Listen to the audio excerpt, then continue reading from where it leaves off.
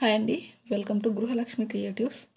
ఇది వచ్చేసి సంక్రాంతి పండుగ వ్లాగ్ అనమాట. మేము 3 డేస్ అయితే పండుగ ఎలా చేసుకున్నాము ఏంటని అయితే మీతో షేర్ చేసుకుందామని చెప్పేసి ఈ వ్లాగ్ అయితే తీశాను. ఇది భోగి రోజు మా ఇంటి ముందు నేను వేసిన ముగ్గు.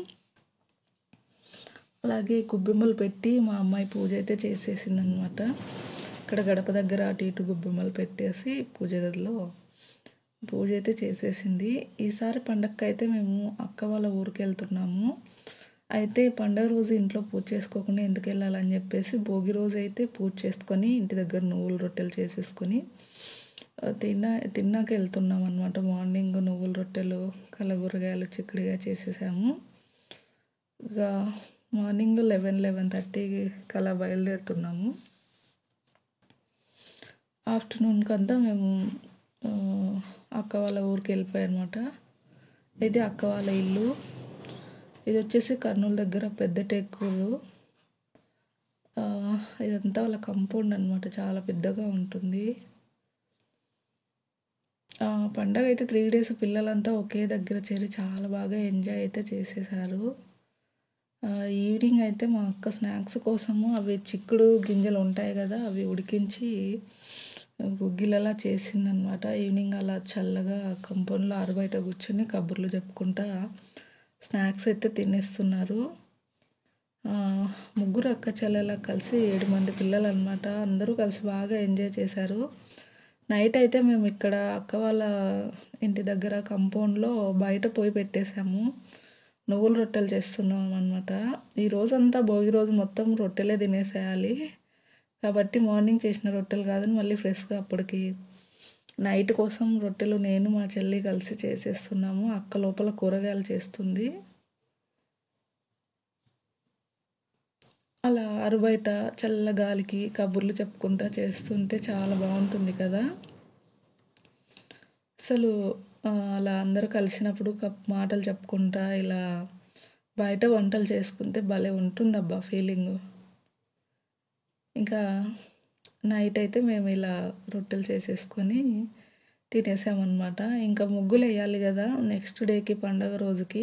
ఈ ఊర్లో నైటే వేస్తారు ముగ్గులు. మేము నైట్ ఇలా రొట్టెలు చేసేది అయిపోయిన తర్వాత ఇంకా తిన్న తర్వాత అక్క ఇంటి ముందు నీళ్ళు చల్లి కలర్ అయితే వేసేసింది. అందరం కలిసి ముగ్గులు వేస్తున్నాం అన్నమాట.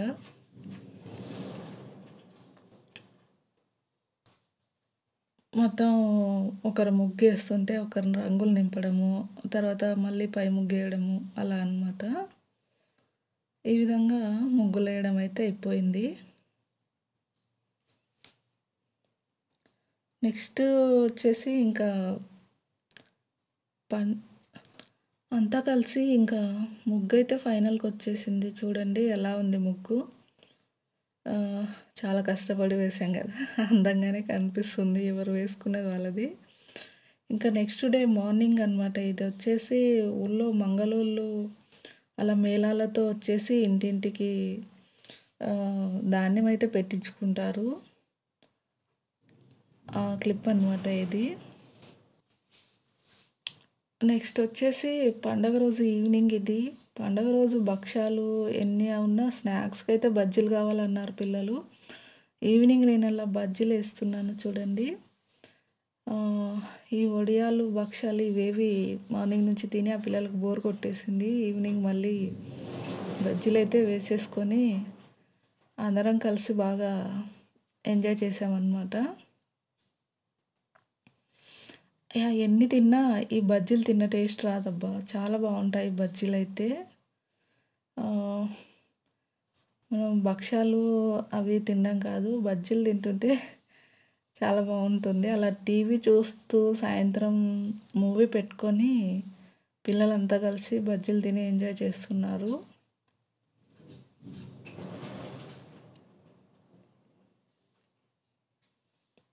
ఇంకా పండగ రోజైతే ఇలా గడిచిపోయింది నైట్ వరకు.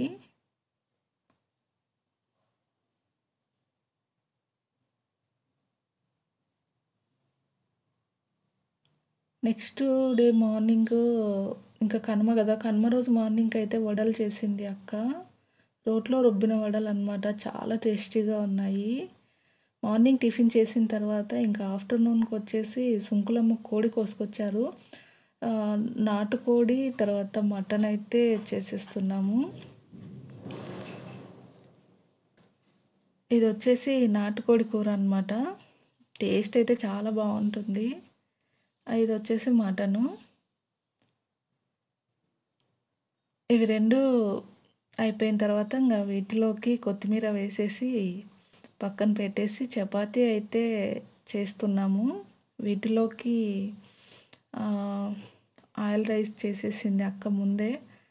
తర్వాత చపాతీ ఫాస్ట్గా అవ్వాలని చెప్పి 2 పెన్నాలు పెట్టుకొని ఒకేసారి కాల్చేస్తున్నాను.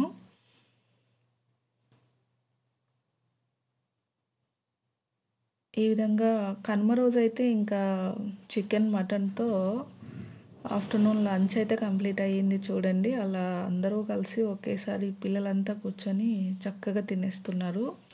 సో మా 3 రోజుల పండగ అయితే ఇలా గడిచిపోయిందనమాట అక్క వాళ్ళ ఊర్లో. నెక్స్ట్ ఇంకా కనుమ రోజు ఈవినింగే ఊరికి వచ్చేసాము. పిల్లలకి నెక్స్ట్ డేనే కాలేజెస్